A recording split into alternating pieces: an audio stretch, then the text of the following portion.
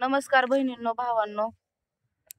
तर माझे 6-7 दिवस झाले व्हिडिओ आले नाही, तर तुम्हाला सर्वांना काळजी लागली असेल की मी नेमकी कशी आहे, मी घरी गेले का काय. तर तुम्हाला सर्वांना सांगायचे मला, मी काय अजून घरी गेलेले नाही. ही बघा, तर हाळगाव मध्ये माझी एक मैत्रीण होती. त्या मैत्रिणी मला 5-6 दिवस घरी नेलं, मला खूप सारं समजून सांगितलं. पण मी तिथं काय व्हिडिओ टाकू शकले नाही, कारण माझा मोबाईलचा रिचार्ज संपला होता. तर यायच्या वेळेस त्या ताईने माझ्या मोबाईलला रिचार्ज ते टाकला, आणि मला काय तिच्यापाशी राहणं पण योग्य नाही वाटलं. म्हणलं चला आता. हे बघा, चिवताय का रडती बाबू? भूक लागली. थांब, आता पुढं कोणतं तरी गाव दिसतंय, तिथं गेल्यावर आपण तुला खाऊ घेऊन देते आम्ही. तर हे बघा, हो का, अजून काय मी घरी गेलेले नाही. आणि तुम्हाला सर्वांनाच प्रश्न पडला असेल की मी नेमकी चालत का जाते, आणि मला काय म्हणजे माझ्याकडे पैसे नसतील. तर खरंय भावांनो बहिणींनो, माझ्याकडे पैसे तर नाहीतच खरं. आणि तुम्हाला वाटत असेल की हिला पैसे द्यावेत म्हणून हे असं बोलते, तर मला पैसे कोणाकडूनच नको. जोपर्यंत हा देव माझी परीक्षा घेईन तोपर्यंत मी त्या देवाची परीक्षा द्यायला तयार आहे. आणि तुम्हाला वाटलं असेल की घरी का जायना, लेकरू घेऊन फिरते, 2 लेकरं तिकडे ठेवलेत आणि हिला घरी जायला काय झाले. तर घरी जाणं का होईना, पण अजूनपर्यंत आपल्याला कोण न्यायला आलं नाही, कोणी विचारलं नाही की तू कुठे आहे, कशी आहे, बरी आहे का नाही. तर कोणत्या कारणाने घरी जाता बरं? तर मी अजून काही घरी गेलेले नाही. आणि तुम्हाला नक्कीच व्हिडिओ टाकला असता जर घरी गेले असते. तर 6-7 दिवस झालं माझ्या मोबाईलला रिचार्ज नव्हता, त्याच्यामुळे मी काय तुम्हाला व्हिडिओ टाकू शकले नाही.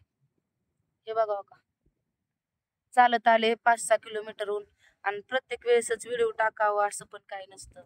काही वेळा लोक पण बऱ्याच निगेटिव्ह कमेंट करतात की प्रत्येकच व्हिडिओ टाकते, प्रत्येकच व्हिडिओ टाकते. त्याच्यामुळे मी थोडं व्हिडिओ टाकणं पण बंद केलं होतं. आणि त्या ताईने पण 5-6 दिवस म्हणजे एकदम सख्या बहिणीवानी मला जीव लावला. काय म्हणतात ना, मित्र वणव्यामध्ये गारव्यासारखा असावा, तशीच ती मित्र वणव्यामध्ये गारव्यासारखी मला भेटली.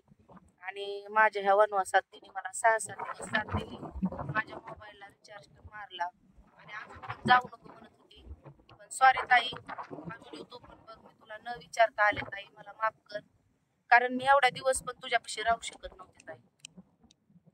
कारण तू पण एक सासर वशी नसेच, आणि एवढ्या दिवस राहणं म्हणजे चुकीचंच आहे. बघा, ही साडी दिली बघा ताईने.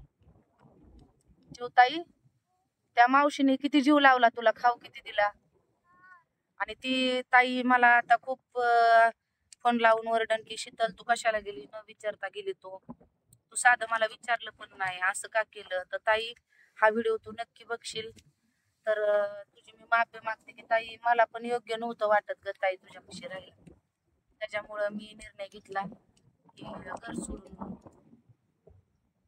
म्हणजे तुझ्या घरून निघायचा. ताई, मला माफ कर.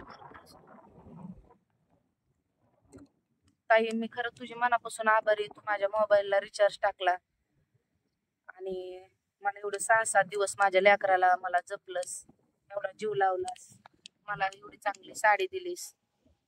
मग तुझ्या मनापासून आभार व्यक्त करते ताई, आणि मला माफ कर.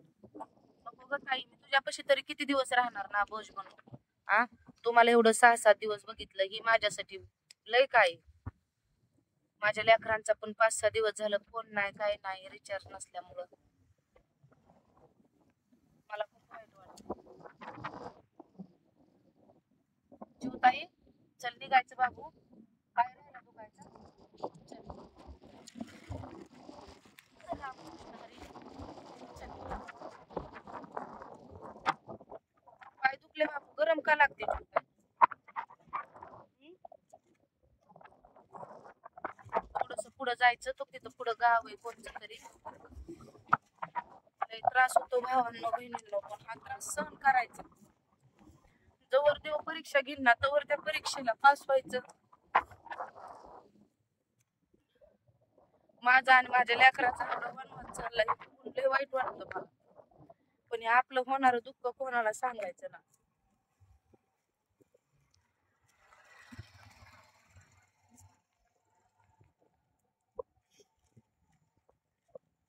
हे बघा, आता तिथं थोडस पुढे एक मंदिर आहे कोणत्या तरी देवीचं. तर हा ब्लॉग पूर्ण बघा आणि भावांनो माझ्या बहिणींनो चांगल्याला तर कुणी बी साथ देतं. माझ्यासारख्या स्त्रीला जर तुम्ही साथ दिली, सपोर्ट केला युट्यूबला, माझं युट्यूब चॅनल सबस्क्राईब केला तर मी तुमचे आयुष्यभर तुमची ऋणी असेल. मला युट्यूबला सपोर्ट करा. ह्या माझ्या लेकरांसाठी ठेवताय बोल.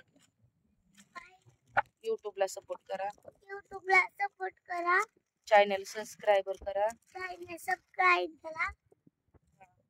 तर ना आम्हाला नक्की युट्यूबला साथ द्या, कारण ज्याला गरज आहे त्याला नक्की साथ द्यायला पाहिजे भावांनो बहिणींनो. तर हा ब्लॉग इथं संपवते मी.